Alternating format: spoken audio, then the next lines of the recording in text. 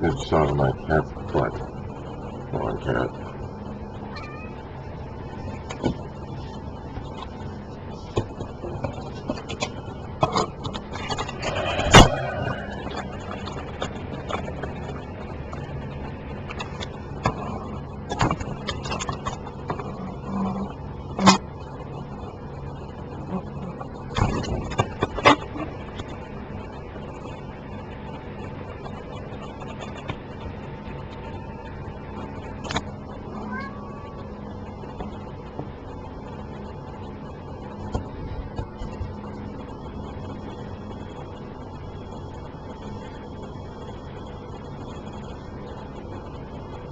Okay,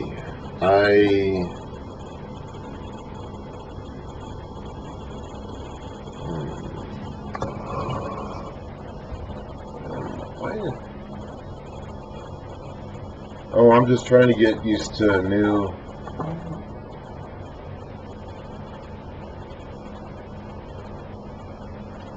I realize... I almost can't really see my face, can you? Cat, oh my, oh my, oh my, oh my. Please, please don't do this.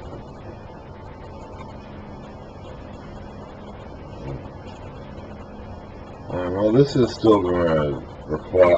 I'm trying a new approach today. I'm in the bedroom.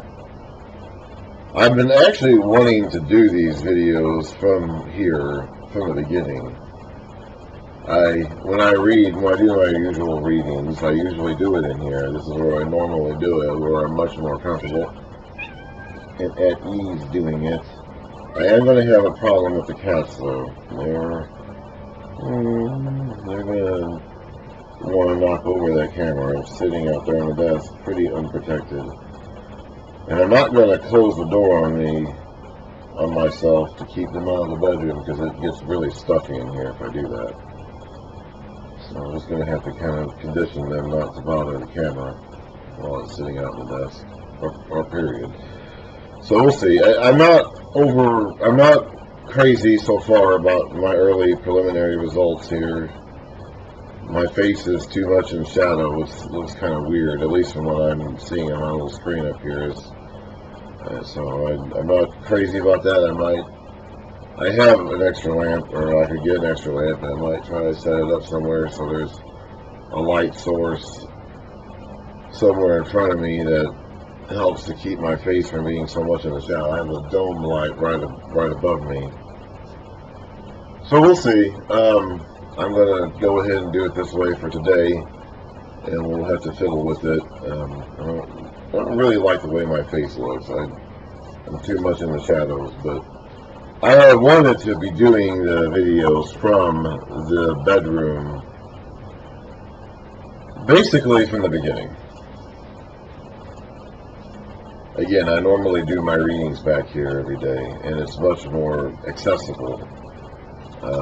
I have everything, doing it out in the living room requires me to go the hassle of getting everything set up, whereas back here I could have everything set up just all the time. So it'd be much more accessible, much easier to get to. Wouldn't require nearly as much hassle getting everything set up and taking everything down again afterwards. It's a lot more comfortable. This chair is a lot more comfortable. I'm more used to it. This is what I usually do. So, but I am going to have some problems. I have the cats who run around here all the time. And just, like I said, the light issue. So for today, you don't need to be doing that. You really don't. So for today, my face is going to be in shadow, maybe for the next few of these that I do, because I don't know when I'm going to get a light to put somewhere over there to make it less of a shadow. There's a dome light directly overhead. I like it whenever I'm sitting here reading, because I like having a light directly overhead and just slightly behind me. And I guess because of that, my face is in shadow here as the camera captures it. So. Okay, so here we are in Deuteronomy. We are still in the midst of Moses' farewell address, his farewell sermon to the people. He is still kind of in the warm-up. He hasn't even really gotten to the new laws he's going to be giving them. It's going to start here pretty soon, but we've gone through a history. We've recapped their history together as a people. We have reminded them over and over again to be faithful to God once they go into the land and take possession of it, and to hold on to the decrees that Moses is going to give them. He hasn't actually given them that many decrees yet. So far, we've mostly just been emphasizing the need to hold on to the decrees. We are now in Deuteronomy 11.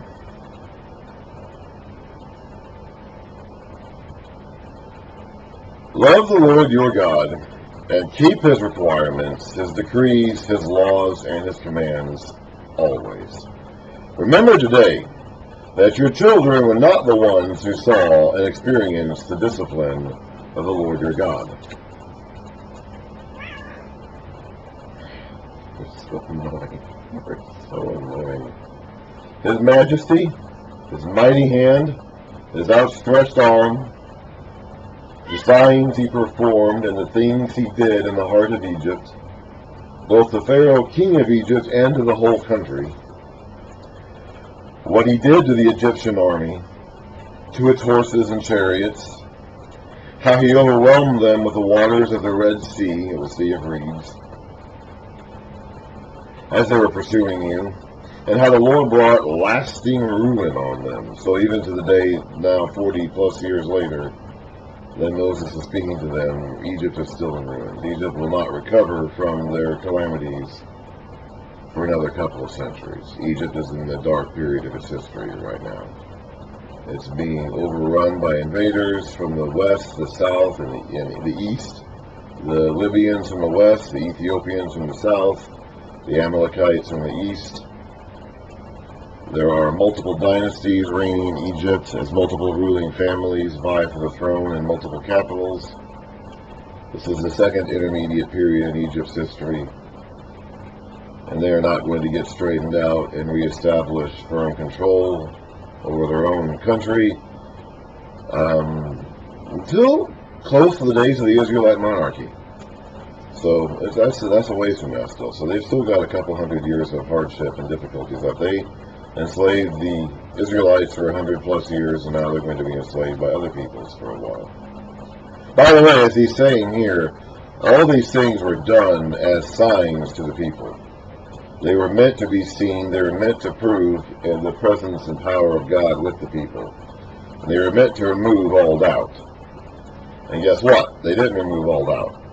The people at the time, ultimately, that was, all the things they saw and experienced, all the things they saw the Lord do for them, ultimately that was not enough to convince them that they could go in and take the land as God had promised them. So all the signs and all the miracles and all the proof in front of their eyes that they had, and that's what these things are meant to be. These people were not meant to be walking blindly by faith or taking the testimony of somebody else who did see things. These people saw the things. These people saw the miracles. They saw the signs and the wonders and all the things that God did, and it still wasn't enough. And we're not any different than they are. We could talk all day long about wanting to see God's work or see God's miracles, but the question ultimately at the end of all that is that even if we did see miracles, even if God did wreak plagues, would we even acknowledge that? Would that even be? It wasn't enough for these people, and there's no reason to assume that we're any different than they are. I'm not sure if we really would be that different today. I think actually we're going through a plague right now with COVID. I think we're seeing a sign from God right in front of us, right in front of our eyes going on today, and nobody is recognizing it. So I think all the signs in the world ultimately aren't going to be enough. It was not your children who saw what he did for you in the desert until you arrived at this place, and what he did to Dathan and Abiram, sons of Eliab the Reubenite, when the earth opened its mouth right in the middle of all Israel, and swallowed them up with their households, their tents, and every living thing that belonged to them. But it was your own eyes that saw all these great things the Lord has done. So your sons did not have the advantage, if you even call it an advantage, of seeing all these things. You have. This is a generation that saw all of this. Joshua, for example. Joshua was with Moses as his second in command even when they were back in Egypt. He saw everything. He saw all the plagues. He saw the plague of the 10th born. He was there for the Exodus out of Egypt. He saw the crossing of the Red Sea. He saw everything that happened at Mount Sinai. He saw everything that happened in the desert. And there would have been some like him that would have experienced the same thing. The younger generation that were children when they came up out of Egypt, that survived now to this day, they've seen everything. They could not ask for more proof of God's existence than this generation of Israelites had. Now their sons didn't. When they get in the land, they sell into their houses, they're going to have children who didn't see all this stuff. But these people did. Observe, therefore, all the commands I'm giving you today, so that you may have the strength to go in and take over the land that you're crossing the Jordan to possess, and so you may live long in the land the Lord swore to your forefathers to give to them and their descendants, a land flowing with milk and honey. The land you are entering to take over is not like the land of Egypt from which you have come, where you planted your seed and irrigated it by foot as in a vegetable garden. Egypt was not a well-watered land. Egypt had the Nile, but they had to actively make use of the Nile's river, the Nile's water, in order to irrigate the rest of the land. The land you are crossing the Jordan to take possession of is a land of mountains and valleys, and that drinks rain from heaven. So this land will irrigate itself. This land will be well-watered and will not need all of the human intervention to bring water to areas that don't have it on their own. It is the land the Lord your God cares for. The eyes of the Lord your God are continually on it from the beginning of the year to the end. So if you faithfully obey the commands I'm giving you today, to love the Lord your God and to serve him with all your heart and with all your soul, I'm not entirely certain that this statement here should be taken as an indication of two different parts of a human being, heart and soul. I don't know how. I've talked before about this concept of merisms, or how you pronounce it in Hebrew writing, and we saw it earlier when Moses used a similar phrase of expression where he took two things to use as an example of the whole thing. Talking about these things with your son when you go in and when you come out. That means pretty much wherever you are, or when you go to bed or when you get up, and that means pretty much whenever you are. And those two things are supposed to stand in for anything relating to time or place.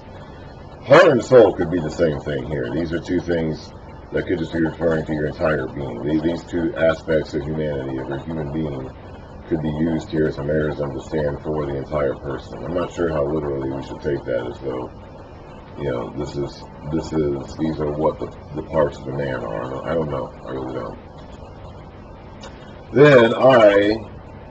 Now this is God speaking here. This is, again, the speaker will shift somewhat vaguely between Moses and God, and this is going to happen in later books too. They didn't really have dialogue. They didn't have dialogue tags. They didn't have punctuation, quotation marks, periods, commas, things like that. They really didn't have a clear-cut way to signify who's speaking and when the speaker changes within their text. It just wasn't important to them. So here we have a situation where Moses is talking. He's speaking as faithfully obey the commands I am giving you today to love the Lord your God. So he's making a distinction between Moses as the speaker, and the Lord your God. Then he switches to I sending rain on your land. Well, that's God doing that. So the speaker just shifts in the middle of the sentence from Moses to God. Then I will send rain on you, and that's going to happen a lot. And this is not unique to these parts of Moses' writing. That's going to happen a lot throughout the Old Testament to come, especially in the prophets. When we get into the prophetic sections and they start going on their visions and their stuff, you're going to have a lot of that. Then I will send rain on your land in its season, both autumn and spring rains, so you may gather in your grain, new wine, and oil. I'll provide grass in the fields for your cattle, and you will eat and be satisfied. Be careful, or you'll be enticed to turn away and worship other gods and bow down to them. Then the Lord's anger will burn against you, and he will shut the heavens so that it will not rain, and the ground will yield no produce, and you will soon perish in the good land the Lord is giving you. Fix these words of mine. So now Moses is speaking again directly. Fix these words of mine in your hearts and minds, and bind them on your foreheads. Teach them to your children, talking about them when you sit at home, and when you walk along the road, when you lie down and when you get up. There's that two concept again. It's concept of two. Write them on the door frames of your houses and on your gates. And that goes back to the Passover, where they put the blood on the door frames of their houses. So that your days and the days of your children may be many in the land the Lord swore to give your forefathers, as many as the days of the heavens are above the earth. If you carefully observe all these commands I'm giving you to follow, to love the Lord your God, to walk in all his ways, and to hold fast to him, then the Lord will drive out all these nations before you, and you will dispossess nations larger and stronger than you. So these spies in the previous generation were not wrong in saying that these men in these foreign lands were larger than them. Their cities were fortified and strong. They weren't wrong in saying that. They were wrong in believing that God couldn't do anything about it. Every place that you set your foot will be yours. Your territory will extend from the desert to Lebanon, and from the Euphrates River to the western sea. That's the Mediterranean. No man will be able to stand against you. The Lord your God, as he promised you, will put the terror and fear of you on the whole land, wherever you go. See, I am setting before you today a blessing and a curse. The blessing, if you obey the commands of the Lord your God that I'm giving you today. The curse, if you disobey the commands of the Lord your God, and turn from the way that I command you today by following other gods, which you have not known. When the Lord your God has brought you into the land you are entering to possess, you are to proclaim on Mount Gerizim the blessings, and on Mount Ebal the curses. As you know, these mountains are across the Jordan, west of the road, toward the setting sun, near the great trees of Morah, in the territory of those Canaanites living in the Arabah in the vicinity of Gilgal. You are about to cross the Jordan to enter and take possession of the land the Lord your God is giving you. When you have taken it over and are living there, be sure that you obey all the decrees and laws I am setting before you today. We'll read about them actually doing this later on.